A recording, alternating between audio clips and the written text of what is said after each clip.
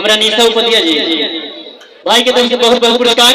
कलीम अंसारी जी इस committee का member हैं, भाई के तरफ से बहुत बहुत आशीर्वाद। भाई से कम ना रही कि हे माई हमरा भाई को ऐसे बना के रखिए। भाई मनोज सोनी जी की तरफ से 101 रुपए पुरस्कार। माई से कम ना रही कि हे माई भाई के ऐसा बिजनेस दी हो कि हमरा भाई 100 रुपया देता हूँ का भाई माने पूंजी के कमीशन 100 रुपया दिलन हो ना तो 200 रुपया देना देते जरूर जरूर। हम कहते कि ये माई और तो सुनी ले कि माई का तो कहते कि माई सुन ले वाली तू जेकरा के चाहेलू ओकरा के घर से पार कर देवेलू तार देवेलू आ जेकरा के चाहेलू माई ओकरा के तू उजाड़ देवेलू।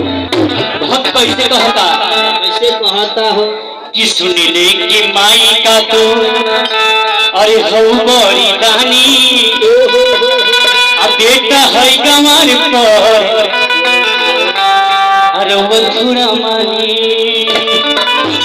अब कहता कि सुनी ले कि माई का तो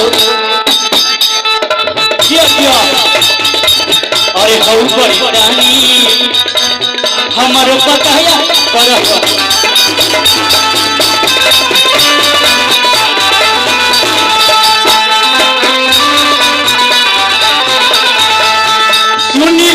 माई का तो अरे हम बड़ी रानी हमारे बताया कर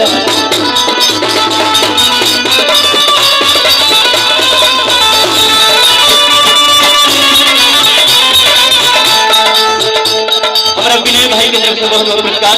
माई से कमना रही कि भाई के दिन रात प्रगति पर रखी वैसे। अरे सुनी ले कि माई का तो हम बड़ी दानी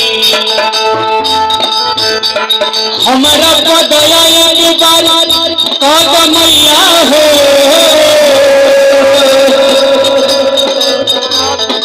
अभी नबाल तो हर गवैया हो अधुना तुम झपू तब के पूछी माई बेटा के लाज बोलो के आज बचाई ये हो मिले की माई का तो हमारो बताया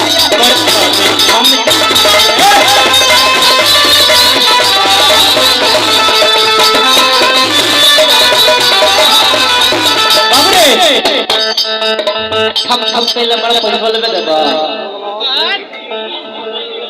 हमारे बड़े भैया अर्जुन जी देखिए कमेटी के लोग हमको 100 रुपए दी तो बात ठीक है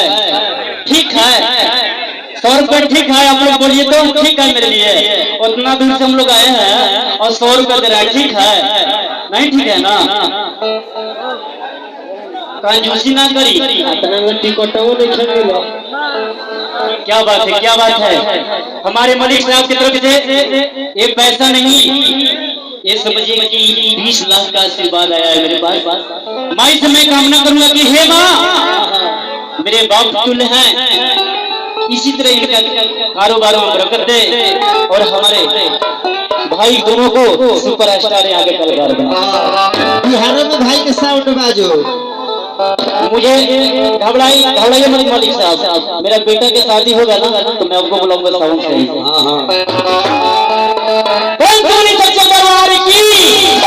तब भैया के तरफ से 100 रुपया पुरस्कार।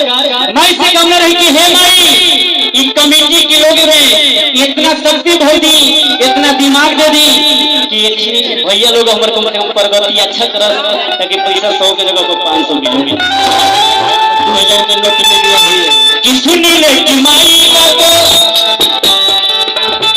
अरे हो बड़ी रानी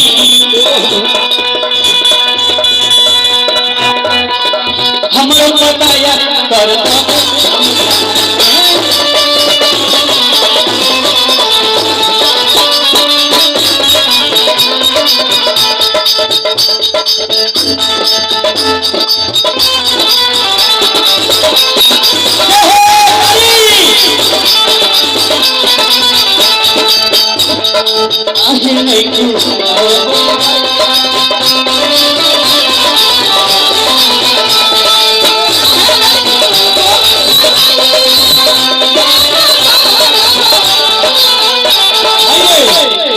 माई देखिए हमरा पत्थर वाले ठेकेदार बंसीलाल भैया के तरफ से बहुत बहुत पुरस्कार। माई से